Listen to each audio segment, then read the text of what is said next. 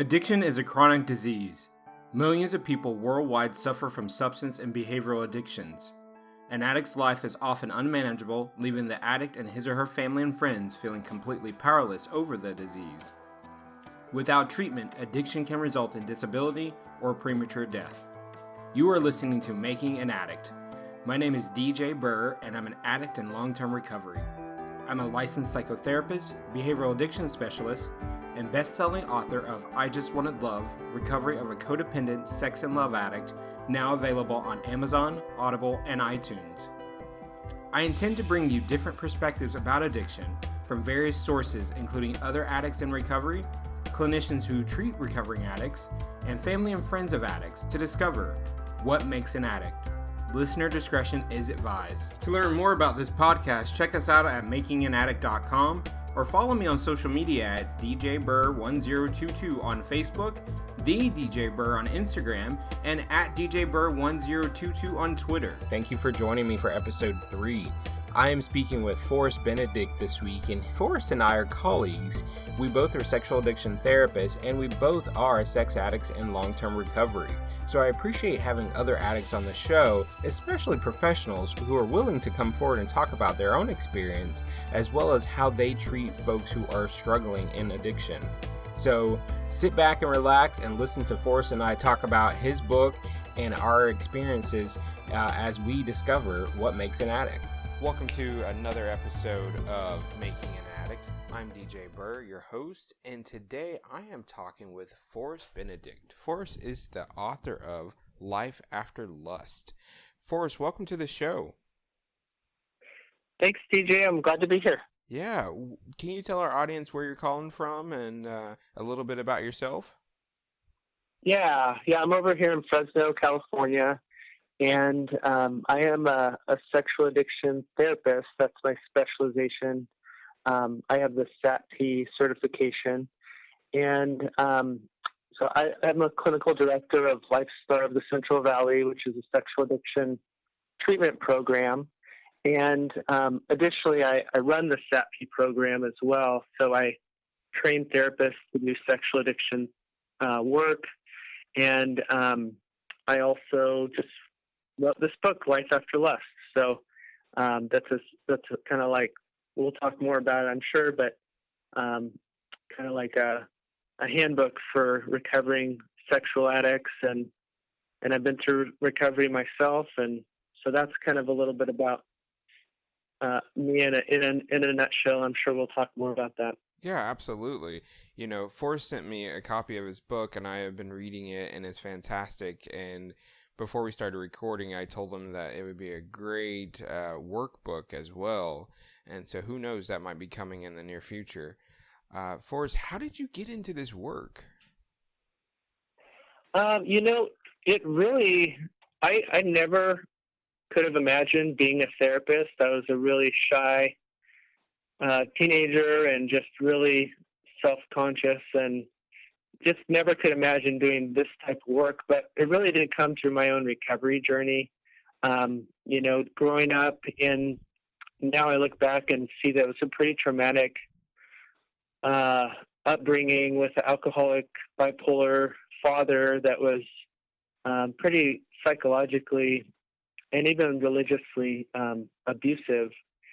And growing up in that environment and being exposed to pornography at a young age, and just really going into the secretive realm that opened up,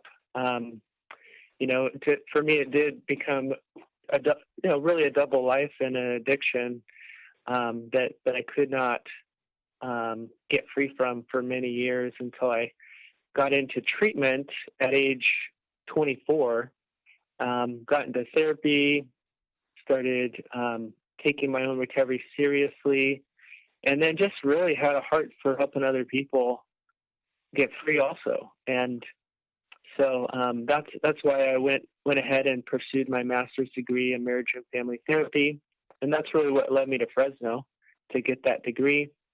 And I always had it in my mind this was the specialty I wanted to pursue. And even one of my teachers was like, "You shouldn't be that specific. You need to learn everything." And So I just always had that in my heart that I wanted to help other people in this area.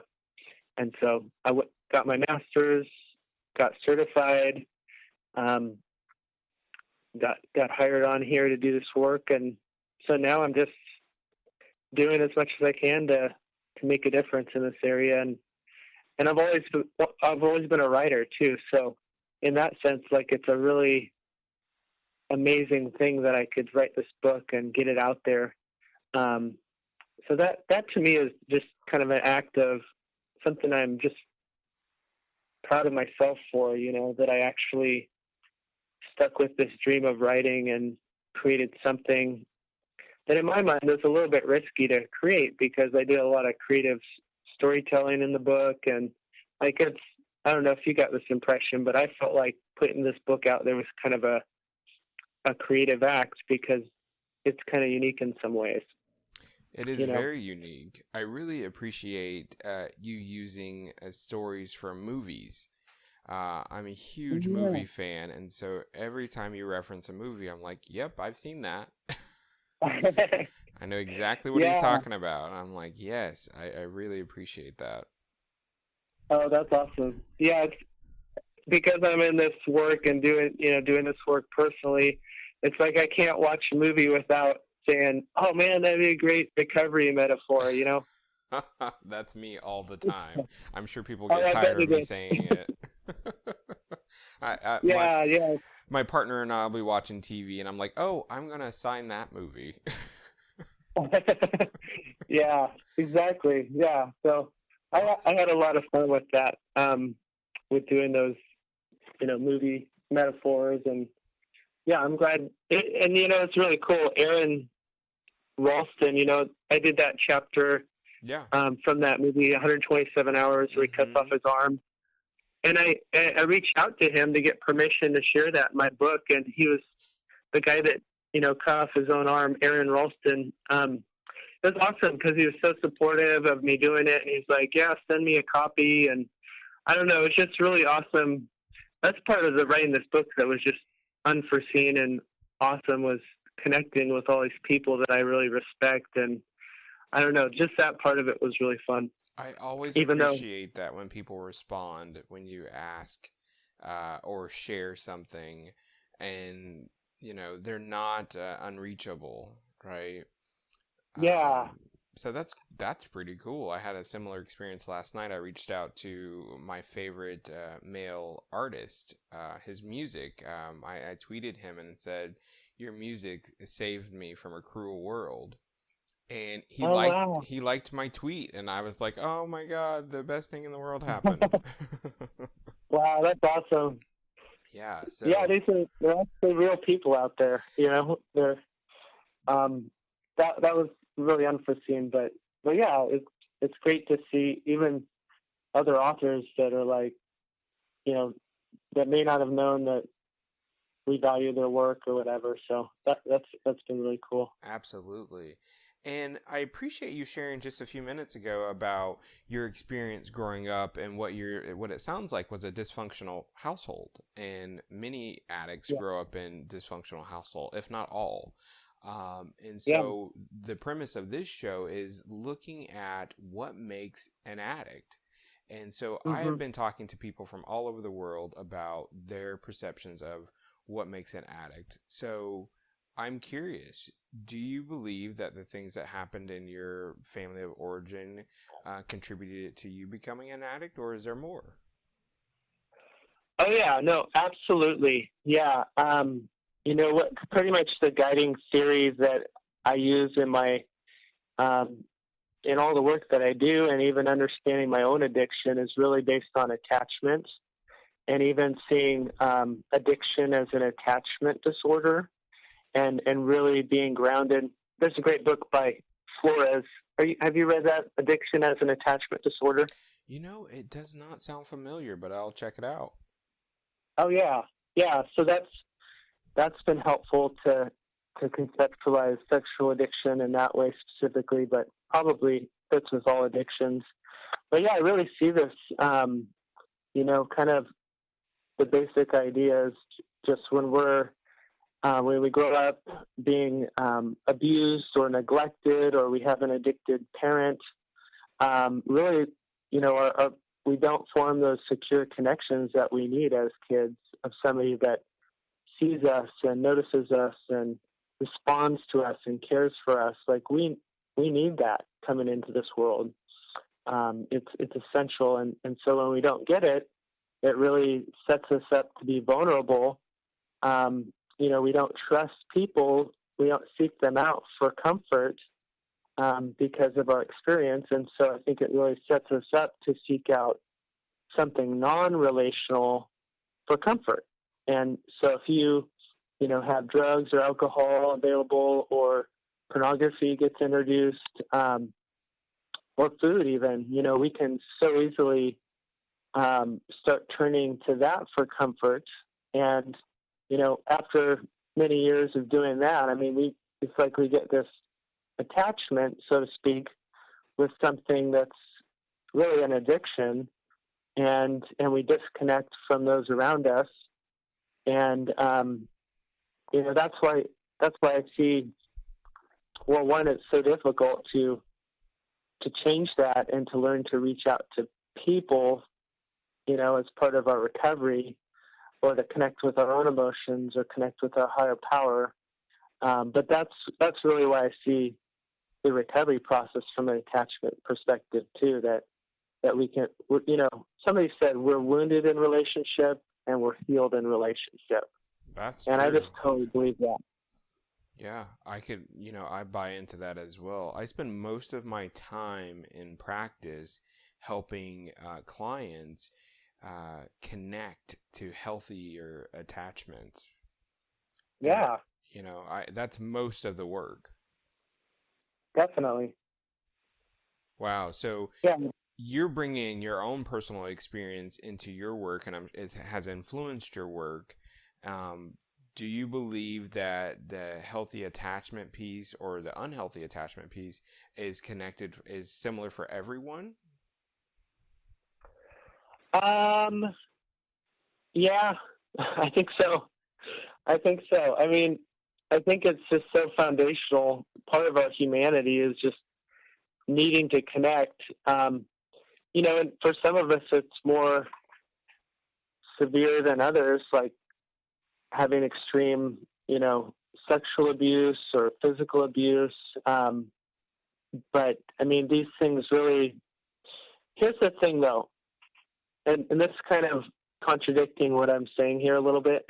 Okay. Because I'm seeing especially younger people that are addicted to pornography, and some of them didn't have this type of, attachment trauma earlier in their lives. And so what I'm seeing is that it's kind of like a different type of sexual addiction where they're addicted because the substance or pornography is addictive, and not because they had some, traumatic upbringing. So that's been kind of interesting to see that, because it's kind of like there's kind of two veins of, what leads somebody to be an addict. Somebody could get addicted to meth or alcohol just because it's addictive, Exactly. not because they have this background. So I just think having this background makes us a lot more vulnerable to addiction. That is true. And I think there has been a change over the last few years, especially around pornography addiction, where these young folks are coming in early 20s and sometimes even younger, and they're addicted to pornography, and there's no trauma. There's no trauma that can be even identified, right? Yeah. It is something different. It's like a whole new animal. And so we're having to kind of research that and make changes, I think, to some of the literature that is out there, some of the material that is out there. So it's important for us as providers and as folks in recovery to stay up on, the new information that's coming out. Yeah, definitely.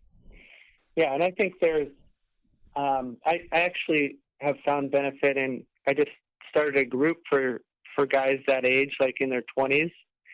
And so it's less focused on the trauma, but it's really awesome just having them together and working through this. And, I talk a lot about how pornography affects the brain and, what are some healthy habits. Like I have that chapter in the book about the neuroscience of self-care. Yeah. What are the healthy habits that you can put into place that are going to strengthen the self-control part of your brain. And, like I do that with everybody, but I think especially with that group, they're really going to be paying attention to the science piece of this, and like they do care if they have erectile dysfunction, or or if it's going to potentially hurt their relationships. Like I think once they realize that this is actually not usually helpful, they can get free from that. And you mentioned the erectile dysfunction, and that's how some of these guys end up in sexual addiction treatment, because their primary care providers are saying, hey, I think this might be something more psychological. Yeah, definitely. Yeah, and so those are the folks that are coming into my office. I want to talk about your evil genius. I really appreciate that. That the preoccupation piece for you kind of label the evil genius, because for some people in recovery they say the addict. And one of the things that I have recently begun to say is my inner child. I really have this belief that it's my kid, it's my inner child who's trying to soothe, and he's trying to do it the best way he knows how. It just comes out, I think, sometimes as that preoccupation with things that could be harmful to myself, because in the past those things were soothing and I don't need those anymore. So can you talk about the development of your evil genius and how you're using that in your work today?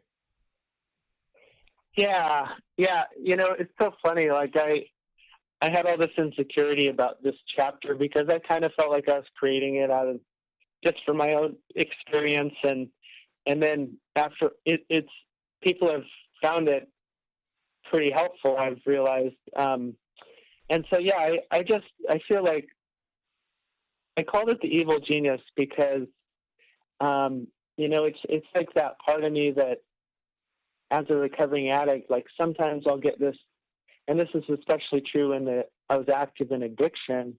I would get these just really creative ways to act out that were like, wow, where's that coming from? That were like genius, ways to get around my,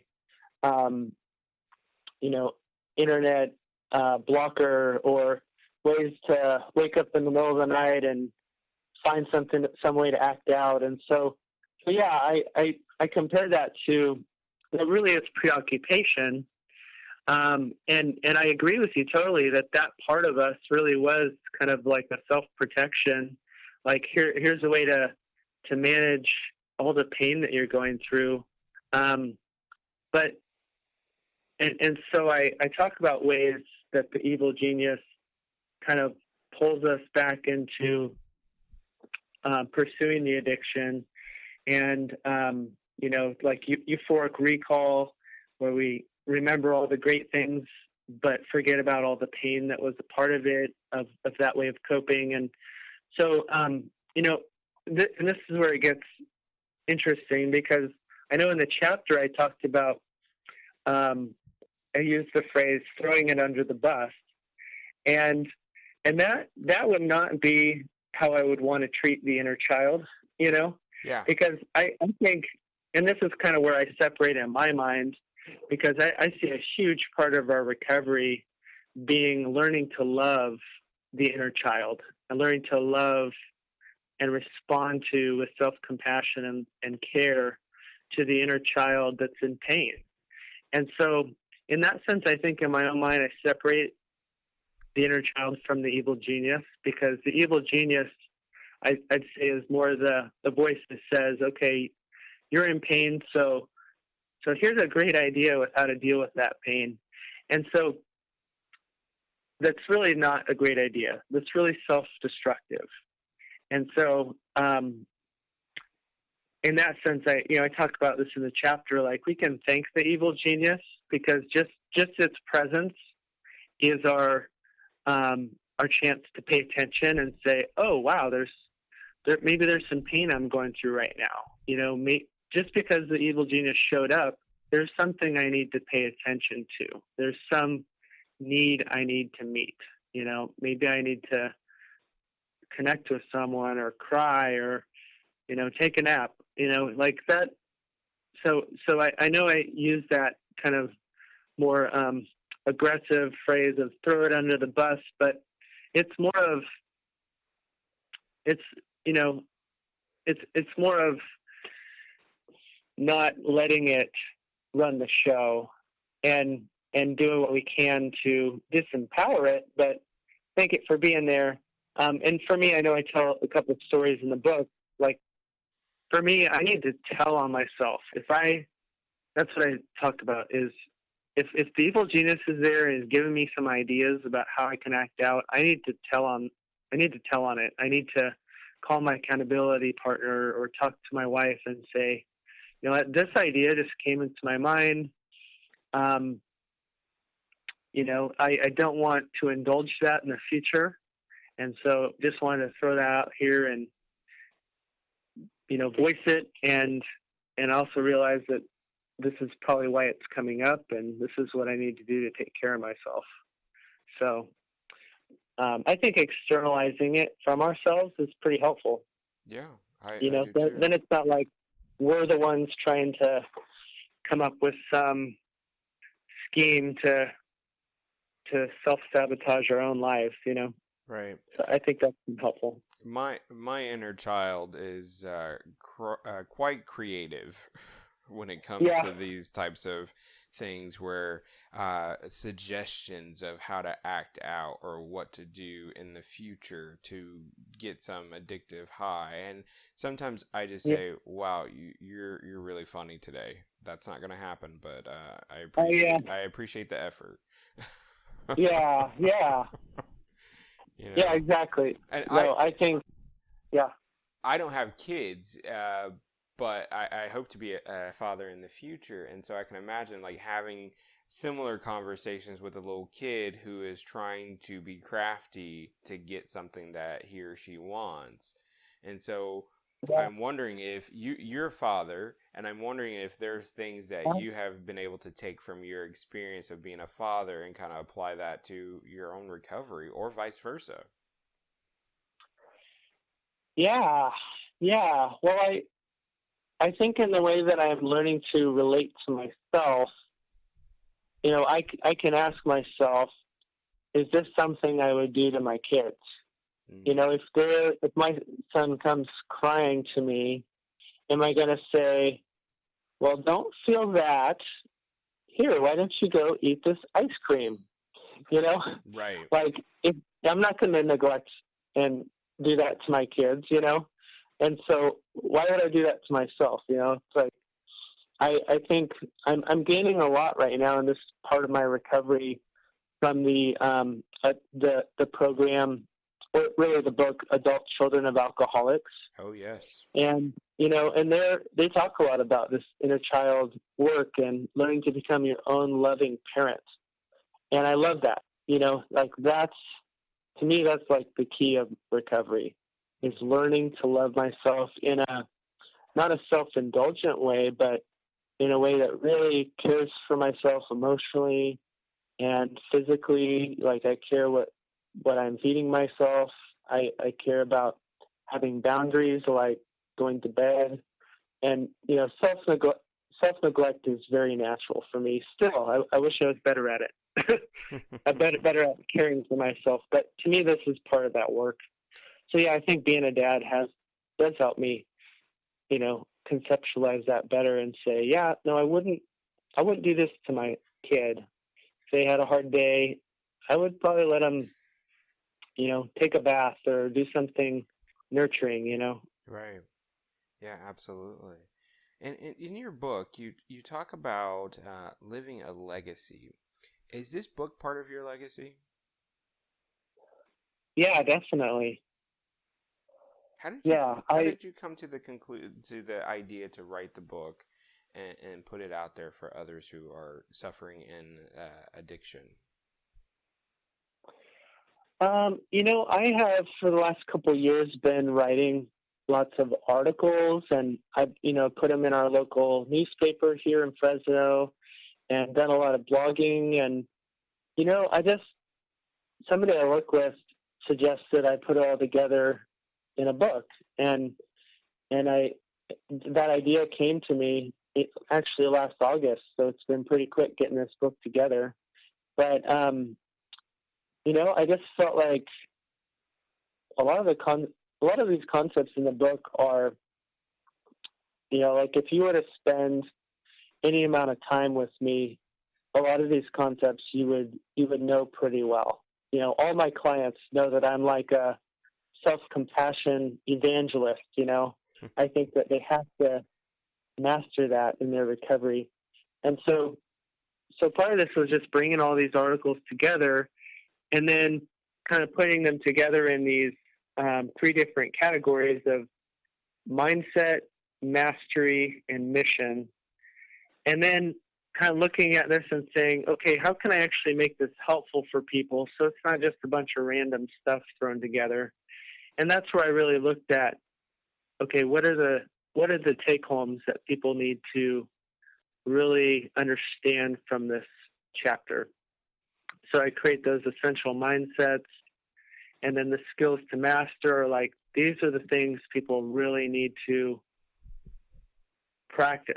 And, it's not just, it's like, I think if people realize they're trying to master these skills, they'll be a little bit more accepting that this is going to be a long-term process. Like getting your black belt is not an overnight thing. Right. And then the mission piece, I really felt like that was very helpful and necessary, because it's like, I believe that we don't just get free for ourselves, that we come into this world with gifts and with dreams and with goals that are actually going to really benefit all of humanity. And so us getting free is just part of that story. And then we're, like you or myself, we're out of our pain comes our purpose, is what I talk about. That, we have a chance to really make an impact in the world. And, I do give some ideas in the book. Like, I think we can play a big role in protecting kids from pornography and even making changes around accessibility to pornography and that type of thing. But ultimately, this is each person's unique journey. And like, if this makes you an awesome parent, to me, that's part of that legacy. Is not just about doing something that gets you attention or makes you famous or whatever necessarily, but it's more about what are you here for? How can you make the biggest impact with your life and really have a fulfilling and meaningful life? So that was pretty important to me. And, I think hopefully that came across in the book as well. Yeah, I believe it did. And, me creating this podcast, as well as my other podcast, Journey On, is a part of my legacy. And so in my recovery, I had come to this point where I was like, what do I want to leave behind? And so that's how these podcasts were born. I mean, I had already published a book, had published 2 books, and I have a thriving practice. And I still had this feeling that I needed to do a little bit more. And so I started putting together some ideas, and I just wanted to talk more about addiction and recovery, as well as, for me, the trauma that got me into addiction. So, I was sexually abused as a child, and also physical abuse, mental abuse, spiritual abuse, and all of those things contributed to me becoming an addict. And so in my other podcast, Journey On, Men Healing from Sexual Abuse and Assault, I get to talk to men about their experiences and how they're healing. And the majority of them have dealt with addiction. Yeah. So it's like, I feel like I'm on the right path to creating space and information to share with people and allow other people to share with me their own experiences. And it's been an amazing journey. I mean, people from all over the world are listening, and that makes me feel so good. But what's really awesome about it is that I felt good going into it, right? So it's not a way to, numb myself as maybe seeking validation was in my active addiction. But, it's kind of, it fills my soul up to know that other people are getting help, because we didn't get here by ourselves, and we're not going to get out of it by ourselves, Definitely. So we have to continue to come together as a community, as a resource to help one another. And so I'm glad that you and I have been able to connect and talk about our experiences and share, you've shared your information through your book, and now you're on the show talking about your experience. And I just want to say thank you for doing that. Oh, yeah. No, thank you. No, it's an honor, and I love connecting with other people that are just passionate about helping others like yourself. And I mean, I think that's awesome that you're doing this work, and I'm certain it's making a difference. That's the thing I've come to grips with this book is I have to just trust that it's like a seed. You put it out there in the world, and you may have no idea who you're touching, even with this show, but it's just trusting that because you're walking in alignment, you're doing the right thing for yourself, it's going to have an effect. And even if it doesn't, it does have an effect in you because you're doing what you feel is right. So I think that's awesome. Absolutely. Thank you. Thank you so much. So before we wrap up, I want to make sure that the audience knows where they can grab your book and where they can reach you. Yeah, definitely. Well, the book right now is available on Amazon in paperback or Kindle version. And, I can be reached at forestbenedict.com, and that's Forest with one R. I also have, lifeafterlust.com and a couple of different blogs, forestbenedict.com, and a couple different resources out there. And you know what? I thought I'd mention really quick, as we're getting close to finish here, that this book, I was really intentional about it being for both males and females. I just feel like that's always been part of my mission, I guess, is to not forget everybody that struggles with this. It's more touted as like a male issue, but I just know that that's not true. So anyways, I just wanted to mention that this is for males and females and, people from all different faith backgrounds, or no faith background. But I felt like including everybody in the helpfulness of this resource would be important. So, well, we appreciate it. Definitely. Well, I'll make sure that our audience has the links that they need to get to your books and to your websites and blogs. And hopefully you'll come back when you have some other things to talk about around addiction and recovery. And my hope is that it's when the workbook comes out. Yeah. Well, I will definitely let you know when I get ready for the second round of whatever comes from this. So yeah, absolutely. I wish you great success. Thank you. I appreciate that. And it was great talking with you, and I wish you the best as well. Thank you, Forrest. You're welcome. Take care. That was such a fun episode. Thank you so much, Forrest, for coming on to this show. Everyone, go out and go to Amazon right now and type in Life After Lust, Forest Benedict. You can get his book today on paperback or Kindle. His book will help anyone who is struggling with sexual addiction. The stories and strategies are phenomenal. I highly recommend his book.